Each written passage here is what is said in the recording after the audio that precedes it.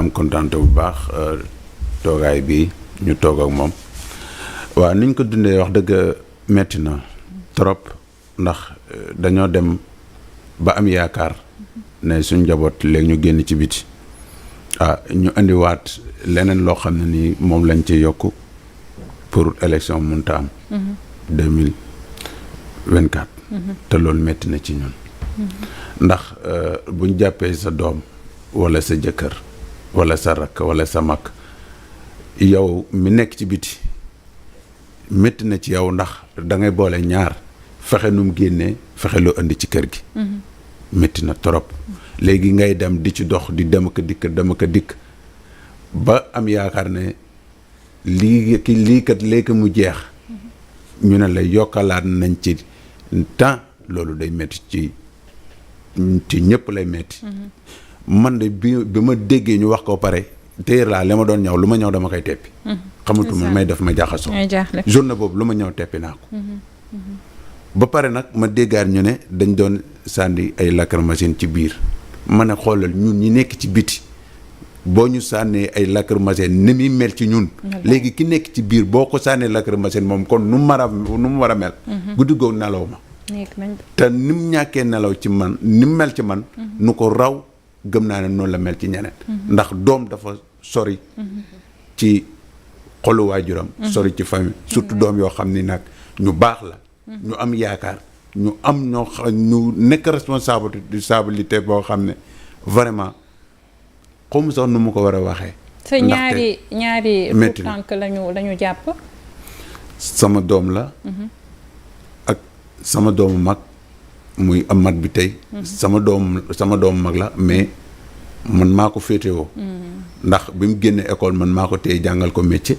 ba ber ko bi ma ko beree it mu continuer liggéeyam liggéey ba doxul papaam jox ko place magasin am mu di ci liggéey dem ci banque ba leb fa 5 millions bàyyi xel charge place bi di ci liggéey ñu fekk ko ci kër ga jàpp yóbbu ci biir kër gi lañ ko fekk jàpp yóbbu Cheikh Omar bi tey sama jarbaat la maag yaayam ñoo bokk ndey ak baay moom it dem atelier téeram benn xaritam ca mbedd ma la toog di waxtaan ñu localiser ko ñëw fekk ko jàpp yóbbu bañ ko jàppee ci lañ ñëw ci kër gi fekk fi Amath bi tey na ko ndax xam nga Cheikh Omar bi tey mu ne waaw ñu jël yóbbu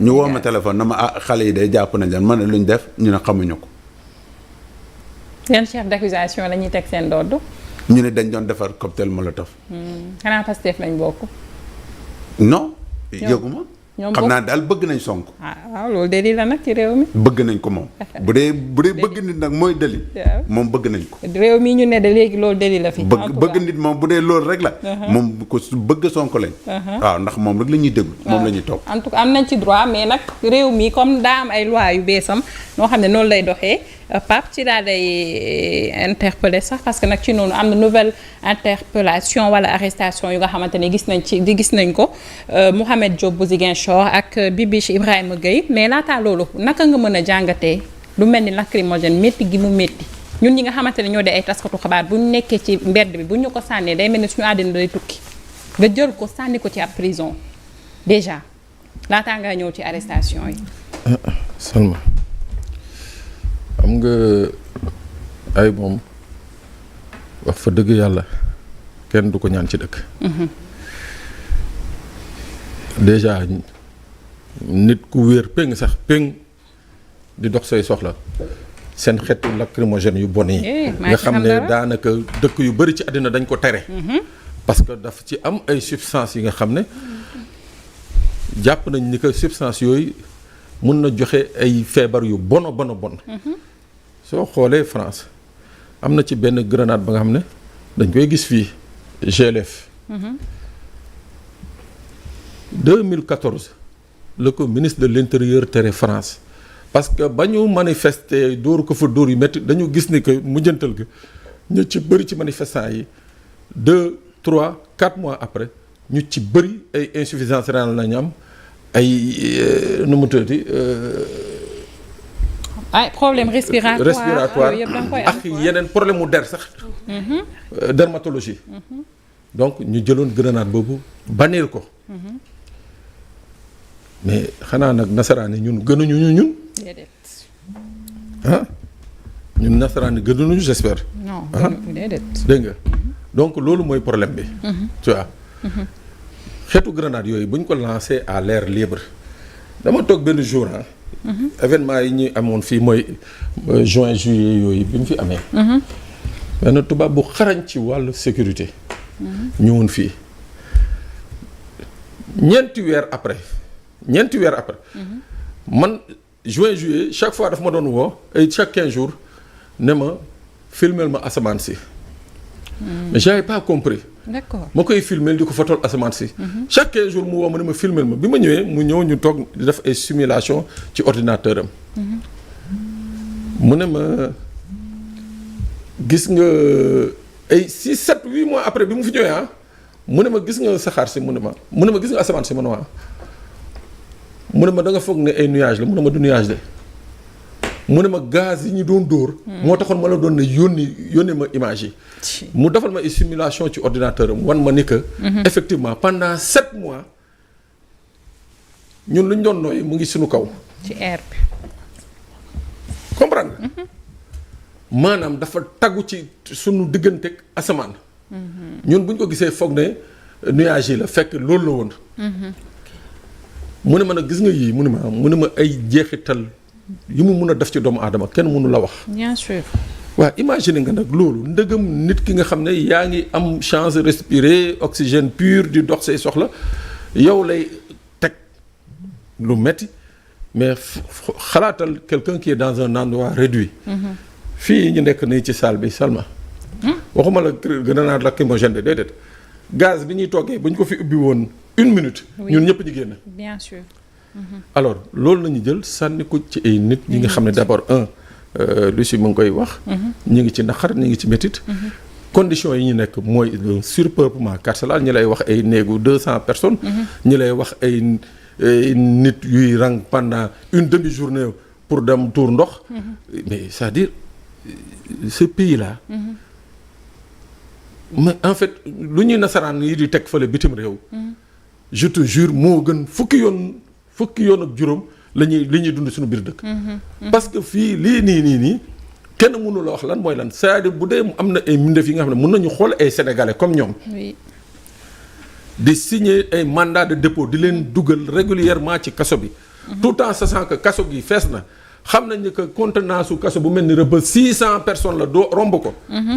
ñi fay dugal ba 2000 personnes mais sawaay am na ñi nga xam ne waxuma la ñuy layoog sénégalais yi.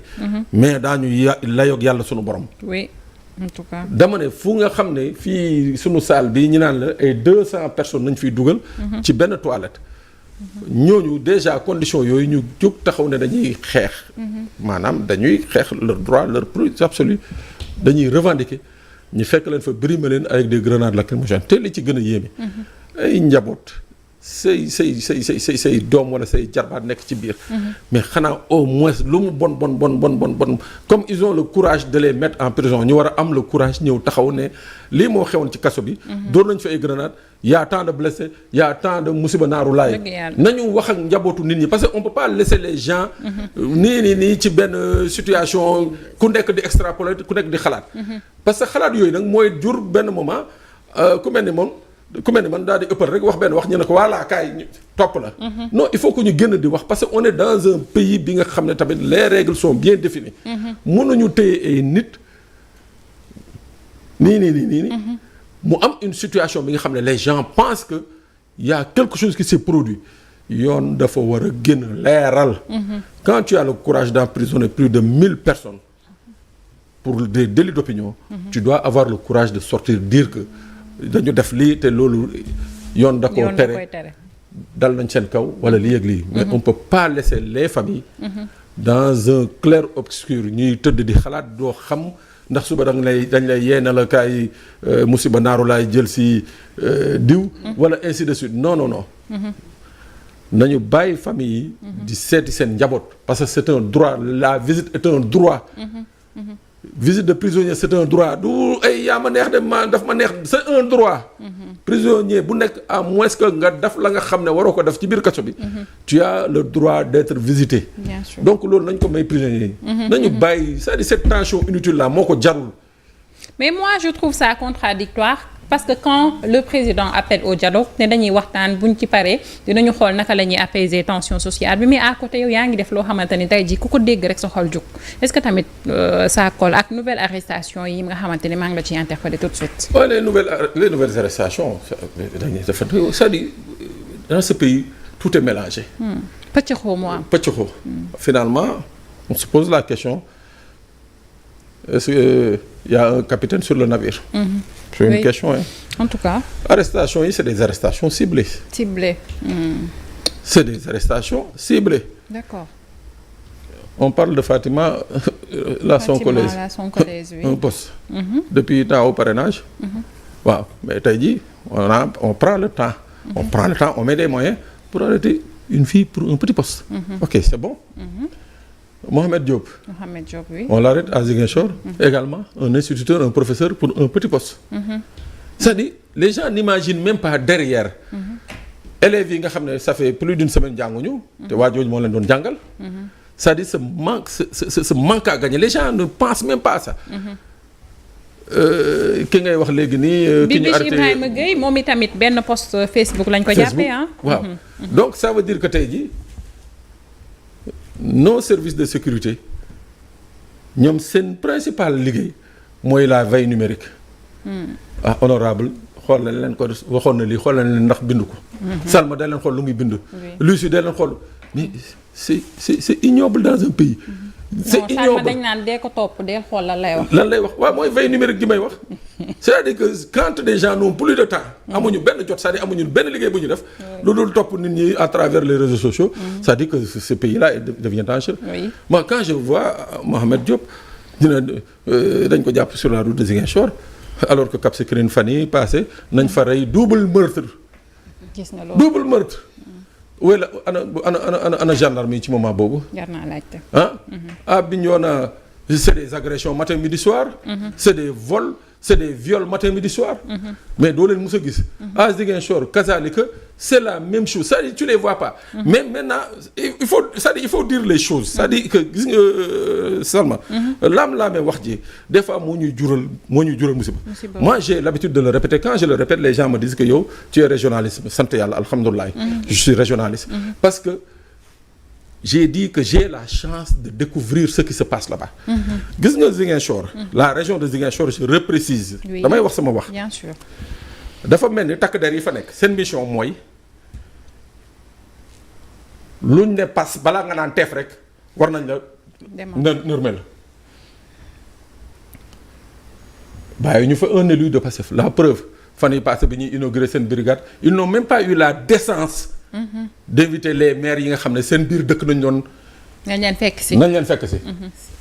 c'est-à-dire que dañu respecté wul ces populations là. ña fa nekk kilifa yi fa nekk pour ñoom seen promotion xam nga fu mu fan la. mooy di dàq militant Pastef responsable Pastef quand des gens vont ba fekk ay kilifa yu dem seen biir jàkk dafa tànt ne dañuy wàcce alxuraan ñu ñëw na leen tas da ngeen koy tas parce que nekku leen ci biir jàkk ji mooy bâtiment bi fi ngeen ko lal mais c'est-à-dire parce que ñooñu parce que ay militants wu parce que c'est-à-dire xam nga non finalement il faut parler c'est-à-dire gis nga boo waxul dafa ëpp non dafa ëpp mais imagine nga seen biir mosquée am na une cour ñu def fa tànt di jàng alxuraan nee na dañuy jàngal alxuraan Ousmane Sonko ak les détenus politiques ñu ñëw fekk leen fa tas dañ koy tas parce que nekku leen ci biir jàkk ji mais c'est des choses immondes qui se passent. c'est-à-dire dara sax nga ormal alxuraan ji. non ce qui se passe à Ziguinchor non moo tax ma ne chaque fois je le dis ce qui se passe dans la région de Ziguinchor. il faut que ça heurte tous les Sénégalais si les gens pensent que Ousmane Sonko est de Ziguinchor wala Pape Sané est de Ziguinchor moo tax ils vont faire ce qui se passe là-bas c'est de l'illégalité mais c'est immonde c'est illégitime laa la wax. pour un oui on te brime pour un non on te brime. les populations dañu sonn. ça fait combien de mois on prive les populations du bateau pourquoi nee nañu des raisons de sécurité mais c'est pas vrai. C'est pas vrai. C'est pour faire souffrir des populations. moo tax ñu priver leen d'un bâton. c'est-à-dire il faut que il faut que les gens arrêtent. Dakar tamit lan la qu'est-ce qu'il y a ils ont peur de quoi. Dakar moom kenn mënu fi tere kenn. les gens vont venir à Dakar. mais il faut que les gens arrêtent c'est-à-dire que ce qui se passe. on est en train de stigmatiser toute une région. parce que il y a quelqu'un qui s'appelle Ousmane Sonko quelqu'un qui les dérange. quelqu'un bi nga xam ne dafa dugg ci xolu Sénégalais yi. gis nga finalement à force de stigmatiser. mooy tax sama genre yi.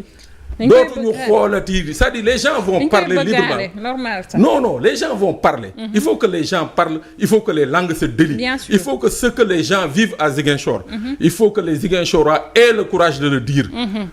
Que ce soit les Ziguinchorois de l'APR, de Benno Bokk Yaakaar, de Pastef, il faut que ñu wax ko parce que la ñuy teg les populations de Ziguinchor sañu ko teg wala les populations de Thiès wala de Saint-Louis wala de Kaolack wala de Dakar.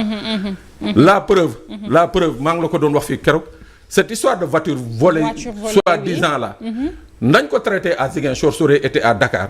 Non, on va revenir sur ça avant la fin de l'émission. Parce que affaire bi, il faut ñu wax ko parce que on a de nouvelles vidéos qui prouvent que ces voitures-là n'ont jamais quitté Ziguinchor alors que nee nañu que c'est des voitures volées. On les a restituées à leur propriétaire. On va revenir sur ça avant la fin de l'émission. En tout cas, mais c'est ignoble ce qui se passe là-bas.